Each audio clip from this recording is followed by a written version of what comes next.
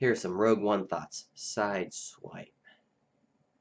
Ever since Disney bought Lucasfilm for a cool $4 billion, I've been going back and forth between being really excited about getting new saga films and being terrified that the rat was going to pimp out the IP past the point of delusion. The main series movies being basically a decades-long, galaxy-defining Thanksgiving fight between the Skywalker family has been enough for me.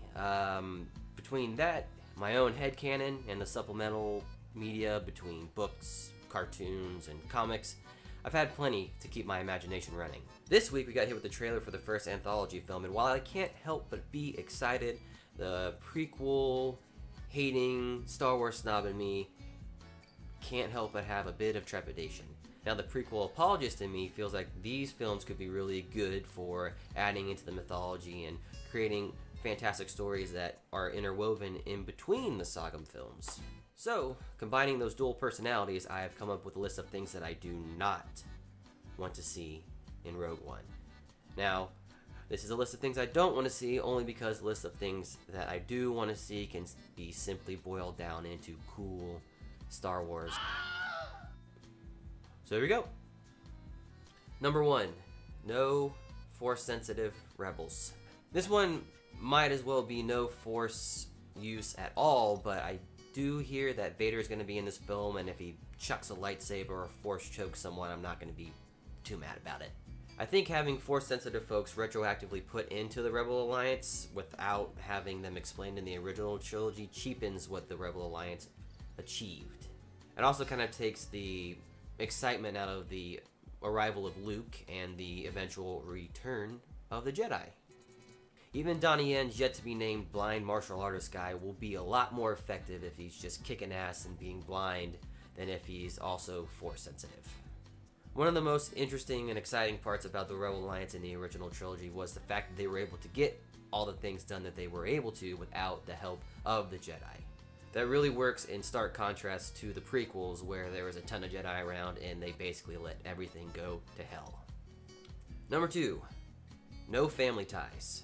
Now, I know that I said that the original saga films are basically just all about Skywalkers, and that's pretty obvious, but I think it's important for these anthology films to be standalone films. In the few days since the trailer came out, there's been a large uproar about the myriad of think pieces that are poorly written out and poorly reasoned, saying that Jyn State your name for the record. Erso, Felicity Jones' character must obviously be Rey's mom because she's British and she's a woman and blah blah blah blah blah. Because of that alone, I think that there should be no ties to any other character with specific regards to the sequel trilogy, the 7, 8, and 9. Poe Dameron's parents have already been introduced to us by way of a comic. I think that's enough. I don't think anyone else really needs to have their baby mamas, dramas, baby mamas. Don't need anything like that. Keep this movie and its gene pool self-contained. And that goes quadruple. And I don't know what 8 times is. Octuple? It goes octuple for whatever it is that's inside that weird tank column thing that hood figure is leaning down in front of.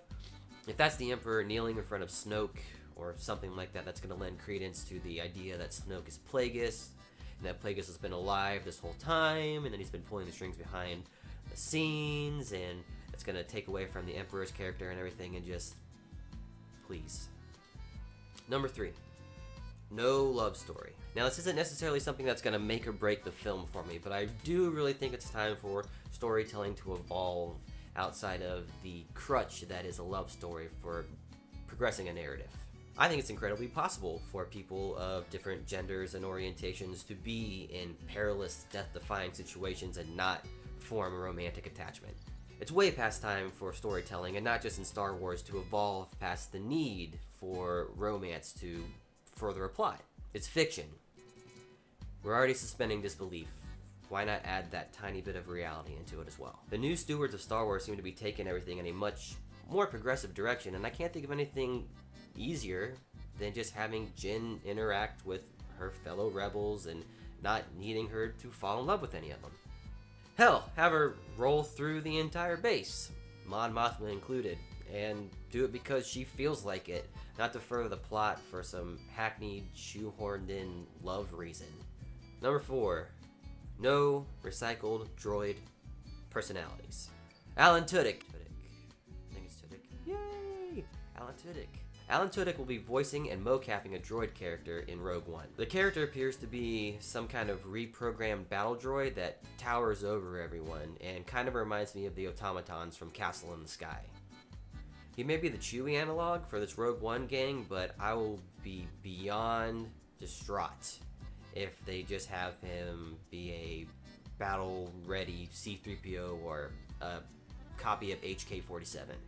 The droids have always kind of been the unsung heroes of the saga films, and to cheapen the appearance of another one by attaching a British etiquette affect to a battle droid will be as weird as having one be functionally homicidal.